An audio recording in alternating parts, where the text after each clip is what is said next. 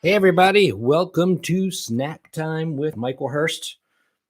I am Michael Hearst. Oh, look, I already got one thumb up. Thank you, Jason or Dan. For those of you who don't know, I am a musician and an author. I have written the following books: Curious Constructions, Unusual Creatures, and Extraordinary People. And if it's not clear, I like unusual, curious, and extraordinary things. I'm also a musician. I love strange musical instruments. And that brings us to today's episode. Today, we're going to look at unusual creatures. This was the first book of the series that I wrote. And it has 50 of the planet's most strange, according to me, animals all over the place, including the axolotl, which is on the cover. And this book was so much fun to write, and there's so many fun things in here. There's the axolotl again, the the bar-headed goose, which flies higher than any other bird, the bilby, the blue-footed booby. But today, we are going to talk about the elephant shrew. It's true. There's an elephant shrew. Yes, one of the questions I received was, is there really an elephant shrew? There is. This is a real animal. And this is the thing that's really crazy about the elephant shrew, is that not only is it adorable and cute, but despite being called an elephant shrew, it's not related to a shrew at all. Shrew is like a mouse. It's not related to a shrew, but it is distantly related to the elephant. How crazy is that? But it's tiny. So let me go ahead and read some of this to you guys. See that? The elephant shrew. I'm not even going to bother trying to pronounce the scientific name, but it has a very long name that starts with a ringchonyanyanyaperdersi. It's true. There's an elephant shrew. Surprisingly, however, the elephant shrew is not related to the shrew at all. Its genetic makeup is closer to that of manatees, aardvarks, and yes, elephants. These small insect eaters can be found in a variety of habitats, from deserts and grasslands to coastal bush forests. So yes, there's many different species. In fact, let's go over some of the fun facts. I love fun facts. 4 fun facts about the elephant shrew. Number 1, there are 17 known living species of elephant shrew, including the short-eared elephant shrew, the dusky-footed elephant shrew, and my favorite, the golden-rumped elephant shrew. That was my favorite when I wrote this book a few years ago. My current favorite is the black and rufous elephant shrew. Number 2, biologists often refer to this animal by its African name, sengi, to keep it from being confused with the actual shrew. Because remember, they're not related to actual shrews, which comes from an entirely different family, that is, the shrew. Number 3, the elephant shrew is extremely quick and can leap up to 3 feet. There's some footage of this you can find on YouTube. In fact, there's a video I did for a PBS series that you can watch, and you can see them jumping. They're just, they can fly really far. And 4, the elephant shrews are very careful not to get caught by predators and will often clear an emergency escape route just in case a threat comes their way. That's handy. Fun little fact here.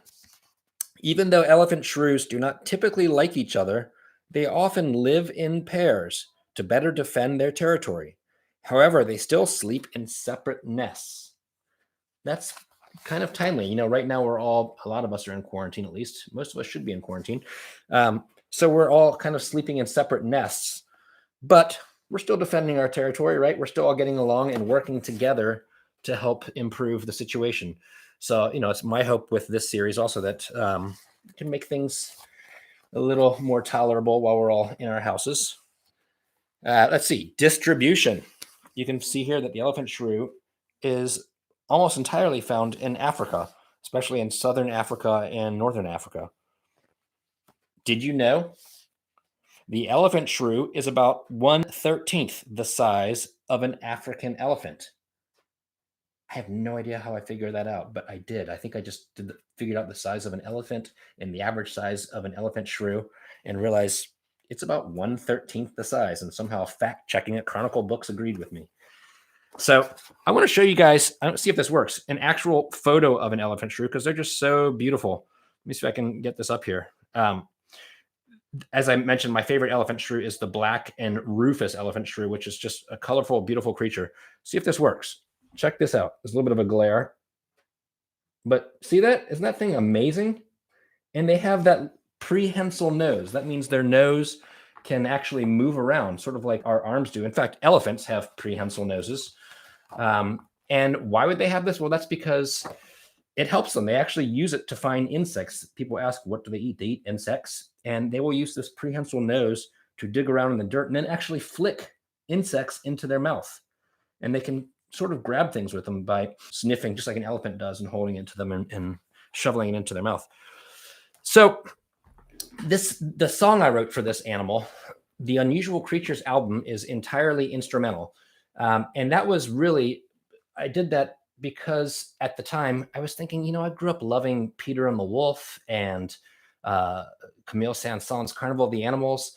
And I thought I should do an album that's instrumental, that evokes some of these animals and have some fun special guests involved. And that's what I did. And when it came time for the Elephant Shrew song, I started thinking, well, going back to Camille Saint-Saëns, he was a famous French composer from 150 years ago and more. And he had written an entire orchestral suite for all these big instruments. And each movement in the orchestral suite was about a different usual animal. And so I thought, well, maybe I should write songs about unusual animals using some unusual instruments. And yes, I did bring my guitar, which is not unusual. I did not bring a whole lot of unusual instruments, but I did bring this. Check it out. This is a melodica. And this is from my days of working at Hohner in Richmond, Virginia. It's kind of like a keyboard that you blow into. It makes sounds. Probably many of you have them, sort of like a harmonica or something. And I thought, I was listening to Camille Saint-Saëns' Carnival of the Animals, and he has an actual song for the elephant. Let me see if I can find it for you. Hang on just one second. Let's get this going. So his song for the elephant sounds like this.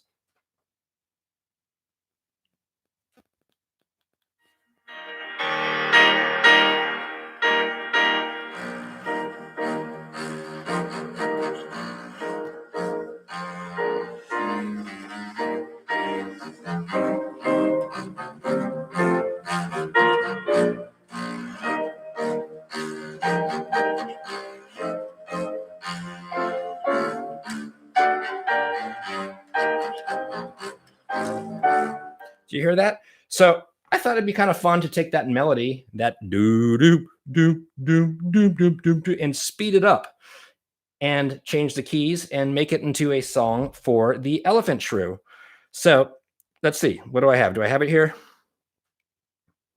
Here's the problem is, do I have the elephant shrew somewhere? Hang with me. All right. So the elephant shrew, taking it, here's that melody. Now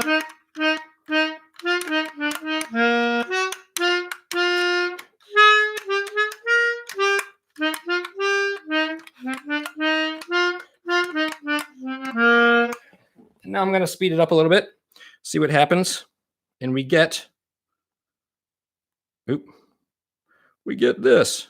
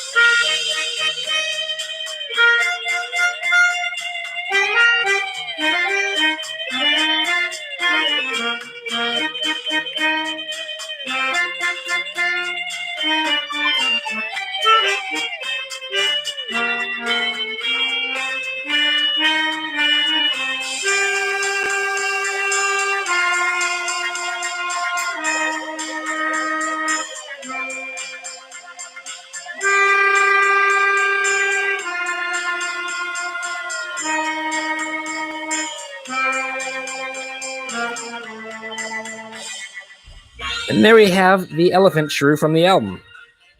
Camille Saint-Saëns, take that. All right. So thank you guys all for tuning in today. Snack time. By the way, I hope you guys are all having a snack. I have some sliced oranges. Very healthy, good for you. It is, 11 a.m. on the East Coast. So please come back tomorrow. I'm here every day at 11 a.m. Eastern Standard Time. I think tomorrow maybe we'll do William Kamkwamba. If you have suggestions or ideas for which subjects from the books to do, just let me know. Take care. Bye.